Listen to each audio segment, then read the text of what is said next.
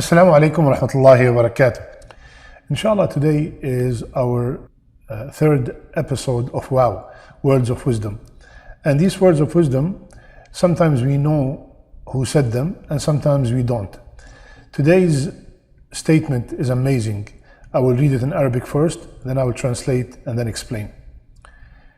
يقول الشقي المحروم من تهيأت له أسباب الطاعة ولم يعملها وأكثر منه شقاء وحرمانا من قام بالطاعة ولكن بنية فاسدة فحرم أجرها وثوابها.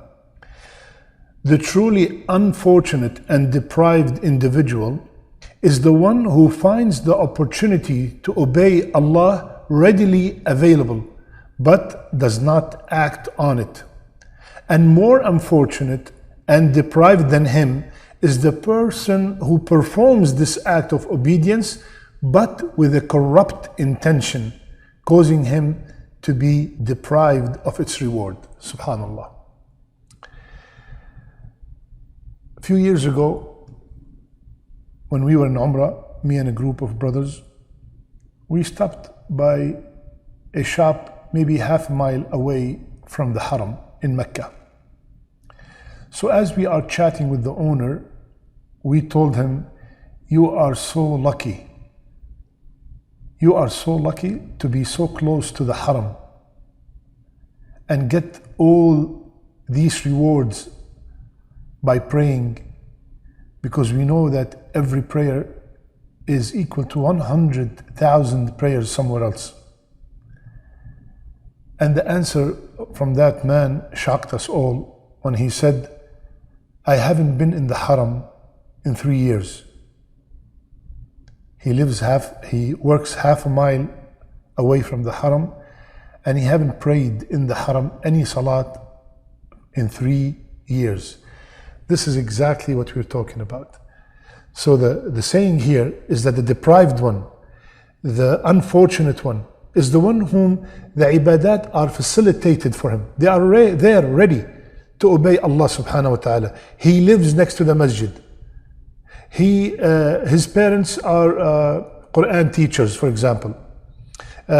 You have been blessed with wealth, so you can give charity easily. You always see halaqas in the masjid going on and you do not join. All these things are facilitated for you. All you have to do is take advantage of them, but you don't. That person is deprived, subhanallah. But the person who is worse than him or worse than her is a person who performed the ibadah, performed that act of worship, but with a bad intention. That person who donated with one sole intention is to show off for the people to see him. He or she prayed يُرَاءُونَ النَّاسِ just to be seen by others that they pray. He went to Hajj just to be called Hajji. He performed the ibadah, but all that ibadahs that he has done are multiplied by 0 because the intention was corrupt. It was not done sincerely for the sake of Allah. We have an example in the Quran about Masjid Dirar. It's a masjid. They built a masjid, but because the intention behind that masjid was corrupt, Allah ordered Rasulullah ﷺ not to pray in it. So my brothers and sisters, when Allah subhanahu wa ta'ala make the ibadat easy for us, take advantage and perform as much as you can before something happens and you will miss all these opportunities. May Allah make us from the people who always take advantage to obey Allah Azza wa Jal. May Allah make our last deeds our best deeds, and may Allah subhanahu wa ta'ala make our last words La ilaha illallah.